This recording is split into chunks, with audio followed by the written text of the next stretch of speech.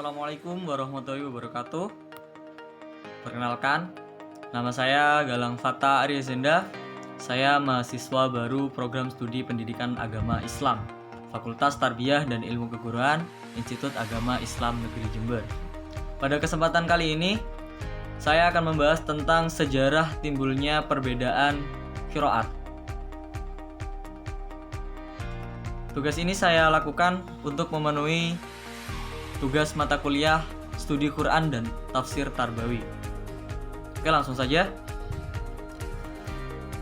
Untuk kali ini saya akan membahas tentang latar belakang terjadinya perbedaan qiraat. Latar belakang terjadinya perbedaan qiraat dibagi menjadi dua, yaitu latar belakang secara historis dan latar belakang melalui cara penyampaian. Untuk yang pertama, latar belakang secara historis. Qiraat sebenarnya telah muncul sejak masa Nabi SAW.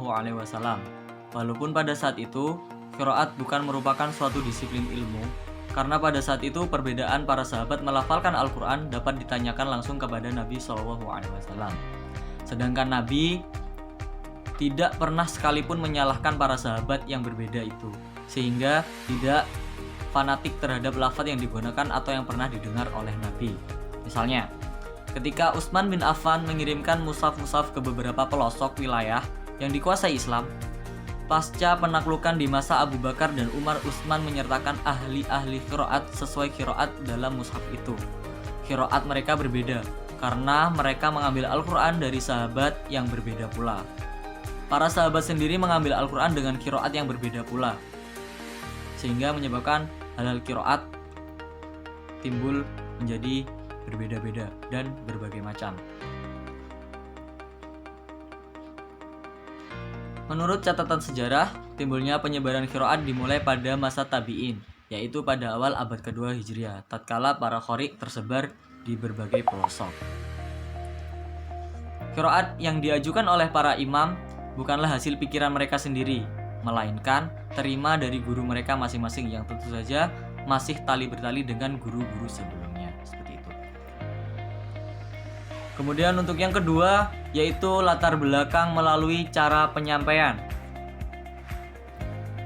Sebagaimana dijelaskan sebelumnya bahwa setelah para sahabat tersebar, maka mereka membacakan qiraat Al-Quran kepada murid-muridnya secara turun-temurun.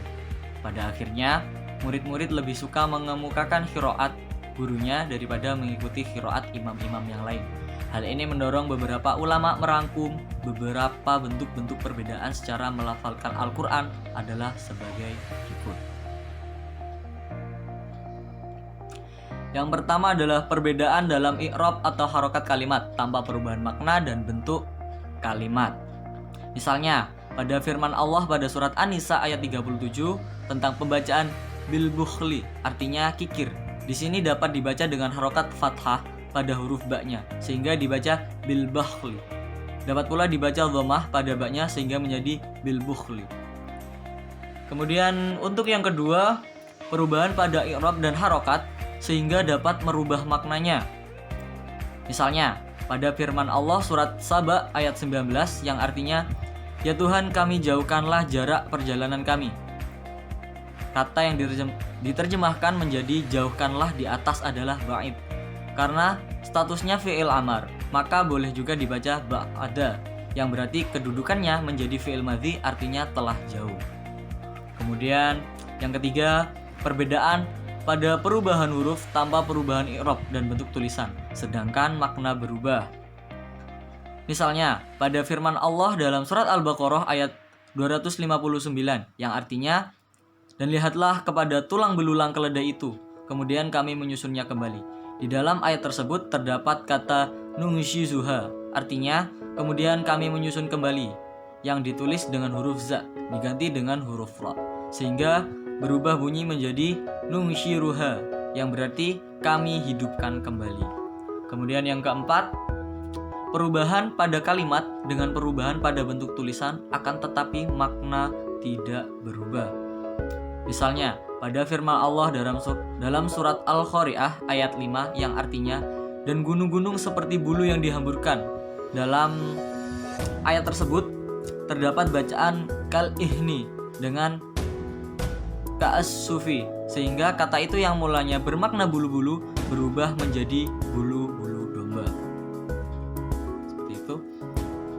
Oke, lanjut ke kesimpulan. Kesimpulannya, pengakuan dari Nabi terhadap berbagai qiraat yang berlaku di kalangan kaum muslimin waktu itu. Hal ini menyangkut dialek di antara mereka dalam mengucapkan kata-kata di dalam Al-Quran.